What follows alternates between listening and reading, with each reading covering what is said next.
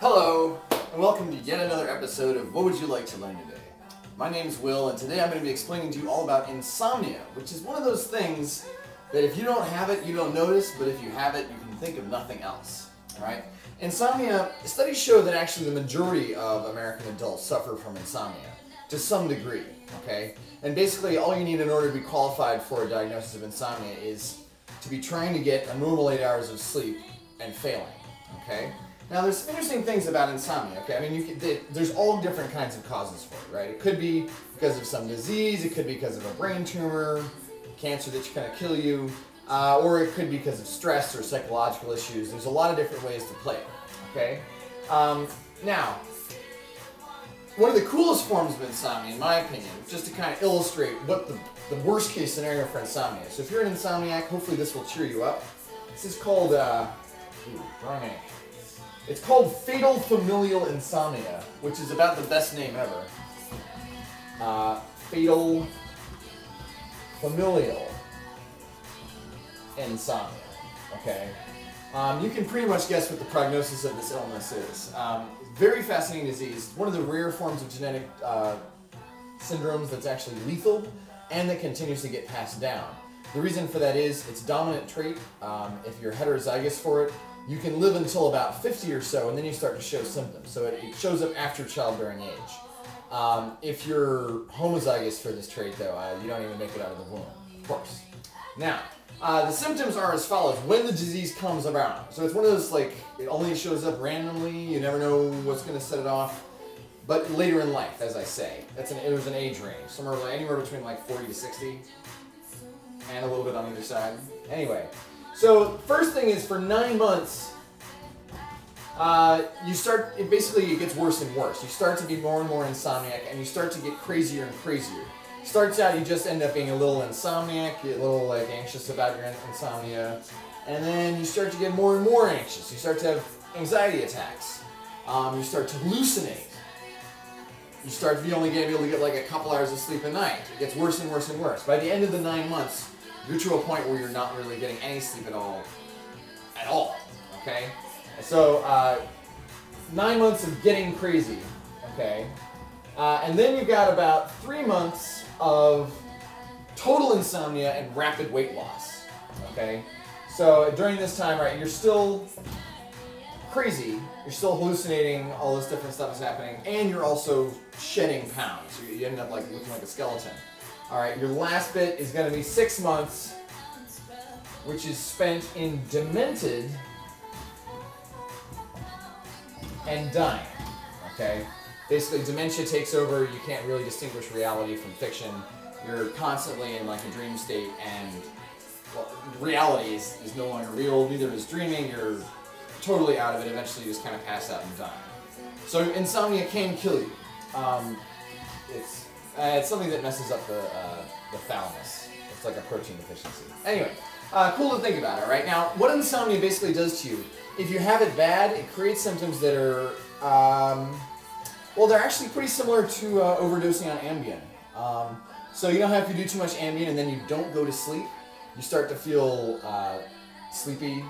But sometimes you also feel really alert for some reason. You start hallucinating. Stuff starts to kind of blend together. You have double vision a lot. And sometimes time slows down. Anyway, that's been my experience. And turns out that that's pretty much the same thing that insomniacs feel. So it's interesting to kind of relate those two. Now, the interesting thing about insomnia is that it's not always bad for you. Like bad.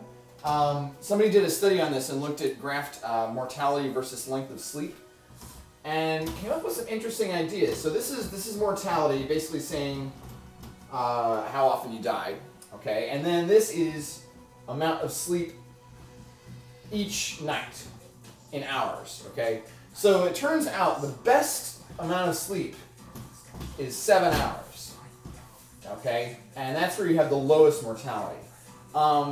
If you end up getting less sleep than that, that slowly raises your chances of dying, okay? And then it raises drastically. Once you get below the 4-hour per night mark, that's where you start to really see an increase in mortality, okay? If you go up, though, if you get too much sleep, it turns out that is equally bad for you. And by the time that you're at getting 8.5 hours of sleep, that is just as bad for you as getting 4 hours of sleep. So you got to take it easy on this, all right? You don't want to go crazy with the sleep, all right? 7 hours is what you want to aim for. If you go too far either way, this distance right here, by the way, is a 15% increase in mortality, which is not insignificant or negligible, all right? Now, let's see. A couple other things to keep in mind when it comes to insomnia. As you get older, it tends to make you get more insomniac. Various, diseases, illnesses. That's more usually what causes it, rather than like other stuff. Cures for insomnia are not very easy to come by. Usually, you want to treat the underlying condition if there is one. You can take pills for it, but the problem with pills is that you always get used to them, and then if you try to get yourself off of them, you get something called rebound effect, which is like the insomnia comes back twice as bad as it was before. So really, you're better off just staying away from pills altogether, unless it's like a short-term solution. Also, if the insomnia is due to stress, you should probably try getting laid, because that will relieve the stress. And frequently, in many cases, it's been seen to also relieve the insomnia. Okay, let's see now. We're going to proceed right along here to our good friend, the ionizing discharge round, formerly named the lightning round, now renamed. One of my friends has been having a lot of pain with running, and I'd just like to explain that to her. You're getting old. As you age, your joints wear out, and if you are not from a genetic lineage of runners, then you're going to run out of steam a little bit earlier. Personally, I can't run more than a mile without being in agony, and I'm only 25. So, your best bet is, I would say, don't run, and then it won't hurt. Chinese astrology. Okay, I talked about astrology earlier and said it was basically bullshit. This is Chinese astrology, okay, which is the 12-year cycle, the rat, the pig, the dog, whatever, the chicken, blah, blah, blah, dragon, if you're lucky. Okay, I was thinking about this, and it's a 12-year cycle, and sunspots are also on a 12-year cycle. On average. Sometimes it's more like a 10-year or a 14-year, but on average it's about 12 years. So maybe there's something to it. Maybe if you're born during a high sunspot cycle, the increased electromagnetic activity has some effect on the developing fetus. Probably it's all just bullshit though, just like regular astrology. Okay, gnats. Gnats are, they're flies. They're insects of the order Diptera and the family Nematocera. Nematocera, sorry. And you always see them late at night, sort of, early at night, sort of around dusk.